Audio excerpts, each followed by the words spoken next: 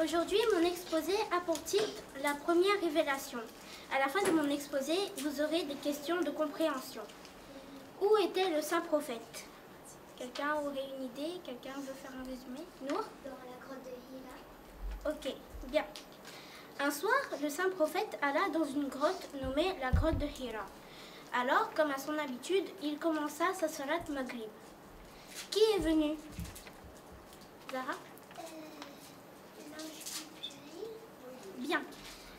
Lorsque Rasulullah sallallahu alayhi wa sallam faisait sa salat, un ange apparut. C'était l'ange Jibril qui venait l'annoncer qu'il a été choisi comme prochain prophète. Quel ayat a été révélé? Shadman? Le premier ayat de la sourate 96, la sourate Iqra.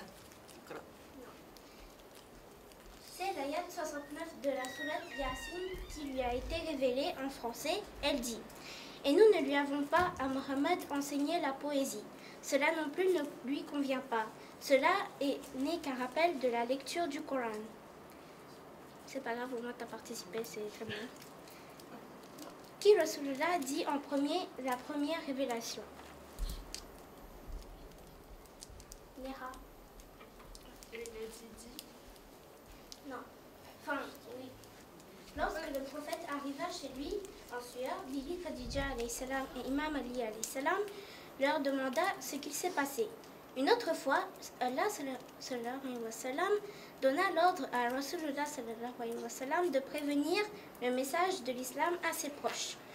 Alors, il les invita à un repas. Cet événement, pour nom, c'est le repas de Zul Ashira. Dernier paragraphe. Comment et quelle est la mission du prophète? Iman? La mission du prophète, c'est d'établir la paix sur le monde et de faire en sorte que tous les gens soient polis et respectueux les uns les autres. Bien. Sa mission était de répandre le message de l'islam, d'Allah subhanahu wa ta'ala, grâce à sa générosité, son honnêteté et sa gentillesse. Voilà. Avez-vous bien compris? Sans regarder. D'accord? Parce que je sens qu'il y a des tricheurs ici.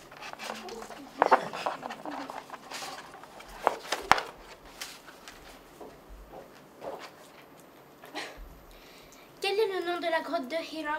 Quel est le nom de la grotte où se trouve le prophète? Zahra? La grotte de Hira. Quel est le nom de l'ange qui a apparu? Iliane? L'ange Jibril. Bien. Qui le prophète a dit le message en premier? Nour. À sa femme et à Imam Ali. Bien. Et comment il devrait répondre le message? Grâce à quoi? Nour? Grâce à ses akhlaq et au Coran. Bien. Merci de m'avoir écouté. J'espère que vous passerez une bonne activité et une bonne après-midi. Et un saluat pour Loubna. Aujourd'hui, je vais vous présenter mon exposé sur le décès de Rasoul Khuda. Dans cette diapo, nous allons voir qui menait la salat et qu'est-ce que la calamité du jeudi. Pendant les derniers jours du saint prophète, durant les quelques derniers jours de Rasoul Khuda, il y avait quelques occasions durant lesquelles il était trop malade pour pouvoir marcher par lui-même ou aller au masjid pour mener la salat. Deux de ses épouses, Aïcha et Hafsa, voulaient que leur propre père, Abu Bakr et Omar, respectivement, mènent la salat. Lorsque ceci eut lieu, Rasulullah, malgré sa maladie grave, Rasulullah se leva, s'appuyant sur un bâton et ayant un bandage autour de la tête, et se rendit au masjid afin de diriger lui-même la salat. Il arriva un moment où Rasoul Khuda ne pouvait même plus se lever de son lit. Le jeudi avant son décès, beaucoup de ses compagnons étaient venus lui rendre visite. Avec autant de personnes rassemblées autour de lui, Rasulullah disait aux gens: « Emmenez-moi un stylo et du papier pour que je puisse vous dicter quelque chose afin que vous ne vous égariez pas après moi. » Omar ibn Khattab déclara: « Cet homme est en train de parler, et tandis qu'il est en proie à un délire.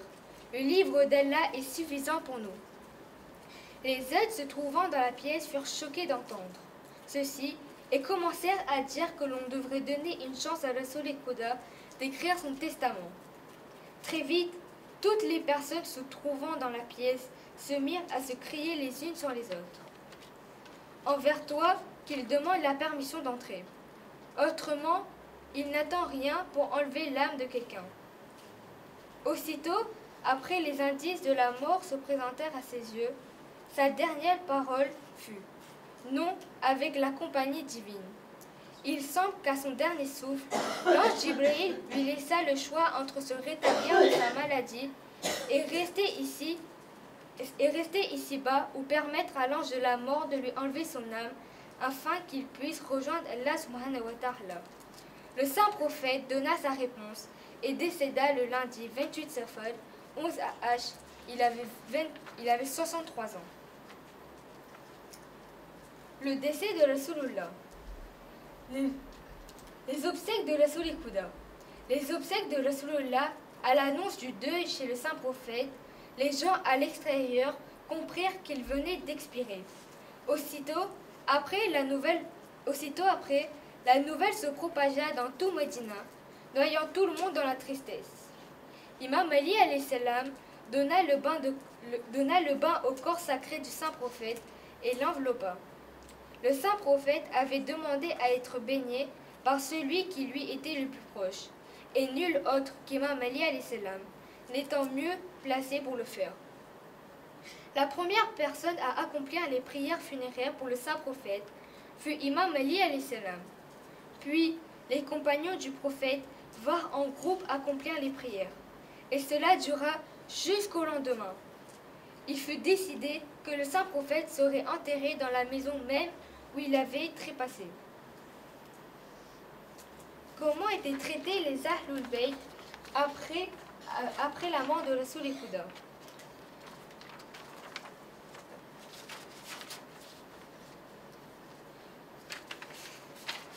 Après la mort de Rasul Khuda, Abu Bakr refusa de verser le khums aux Ahlul Bayt, les privant ainsi de leurs droits financiers. Cela faisant partie d'un plan visant à affaiblir leur influence. Ces événements ont marqué une grande période d'injustice envers la famille du prophète qui a été isolée après sa mort. C'est la fin de mon exposé. Merci de m'avoir écouté.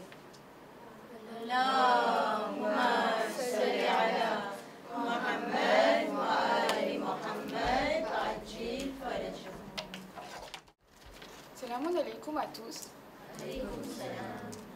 J'espère que vous allez bien.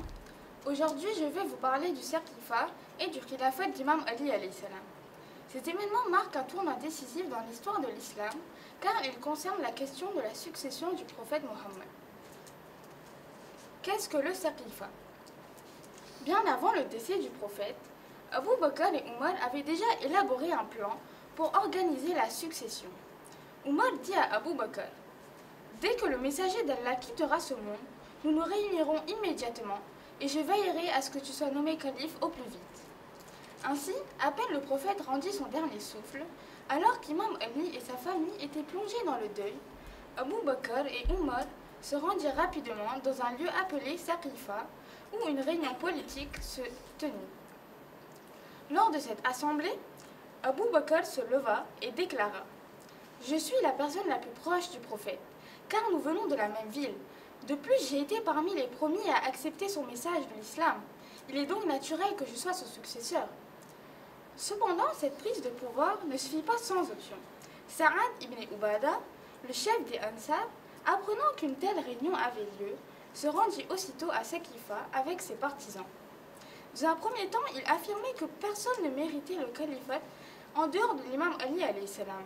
Mais ensuite, il changea de position et déclara: si Abu Bakr prétend au califat, alors moi aussi j'ai ce droit. Nous, les Ansar, avons soutenu l'islam en accueillant les Muhajirin à Medina et en partageant avec eux nos maisons et nos ressources. Notre sacrifice est immense. Nous méritons donc aussi ce titre. Face à cette opposition, Omar intervient avec fermeté et déclara: la valeur d'Abou Bakr est bien plus grande, car lors de l'hégire vers Médina, c'est lui qui a accompagné le prophète dans la grotte. Puis Abou Bakr tendit sa main. Omar, suivi d'Abdullah ibn Jarrah, lui prêtèrent allégeance. Peu à peu, l'assemblée entière suivit leur exemple et Abou Bakr fut proclamé calife. Lorsque Imam Ali alayhi salam apprit cette nouvelle, il fut profondément surpris et attristé. Il savait que le prophète avait désigné son successeur à Gadir Koum en déclarant « Celui dont je suis le maître, Ali en est aussi son maître ». Malgré cela, la majorité des musulmans s'étaient ralliés à Abou Bakr.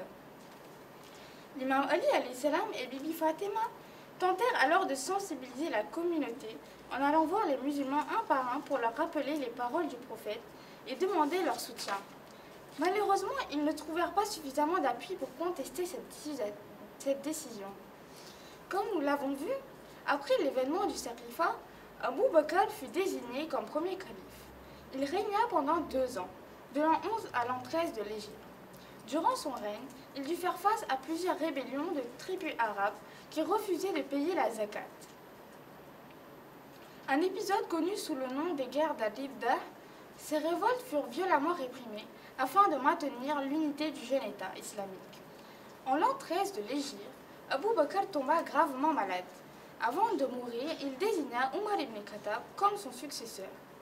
Il rendit son dernier souffle à l'âge de 63 ans. Ainsi, Omar devint le 2e calife et gouverna pendant 10 ans.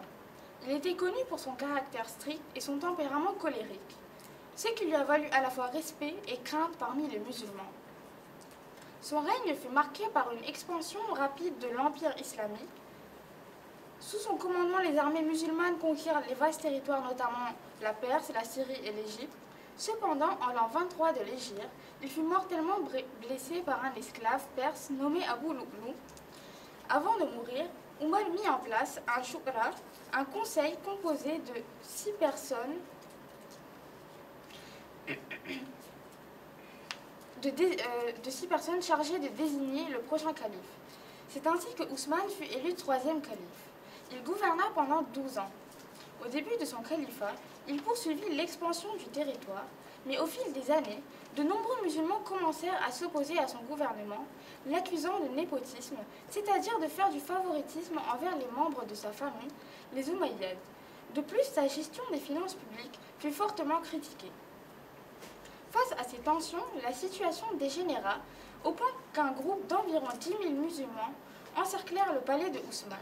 Ce n'est que 40 jours plus tard que certains musulmans se sont introduits dans le palais et des personnes l'attaquèrent et le tuèrent. Après l'assassinat d'Ousmane, la communauté musulmane prit conscience de la nécessité d'un dirigeant juste, capable de restaurer l'ordre et de gouverner selon les principes islamiques. Tous les regards se retournèrent alors vers l'imam Ali alayhi salam.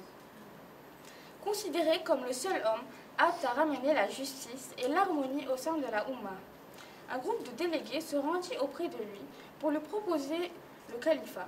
Cependant, conscient de la corruption qui s'était installée au sein de la communauté musulmane, il refusa. Néanmoins, face à l'insistance des musulmans et à la pression, il finit par accepter. Dès le lendemain, la majorité des musulmans lui prêtèrent allégeance.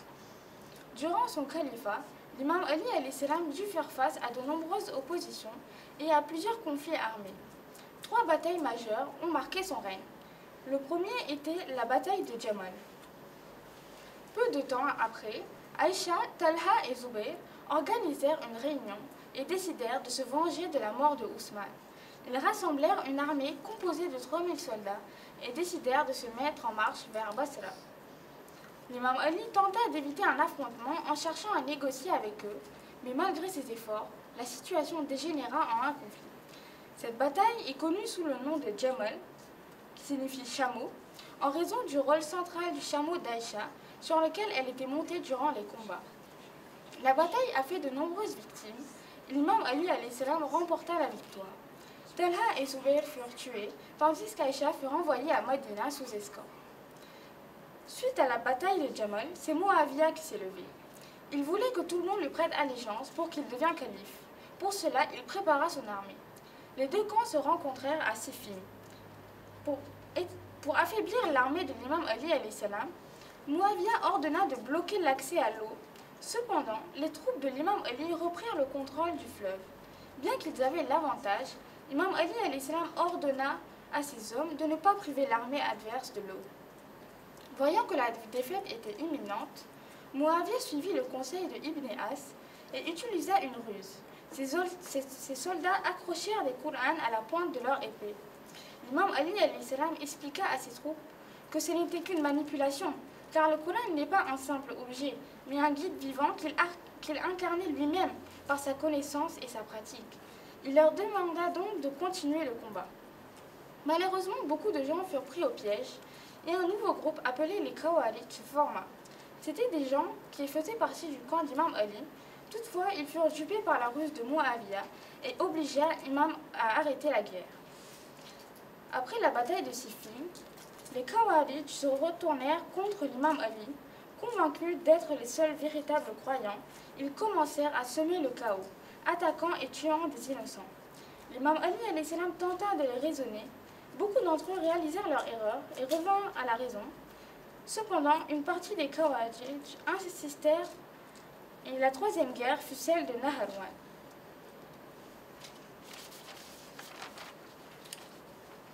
Imam Ali essaya de négocier, mais certains insistèrent. Lors de la bataille de Naharawan, la majorité des Khawarij furent tués, mais quelques survivants réussirent à s'échapper. Parmi eux se trouvait Abdul Rahman ibn Muljim, qui deviendra plus tard l'assassin de l'imam Ali alayhi salam. En conclusion, on peut voir que la question du califat a profondément divisé la communauté musulmane après le décès du prophète. Les événements de sacrifice suivis des califats successifs et des conflits qui ont marqué le règne de l'imam Ali alayhi salam ont façonné l'histoire de l'islam. Malgré les nombreuses épreuves, l'imam Ali alayhi salam a toujours défendu la justice, l'équité et les valeurs du Coran. Merci de votre attention.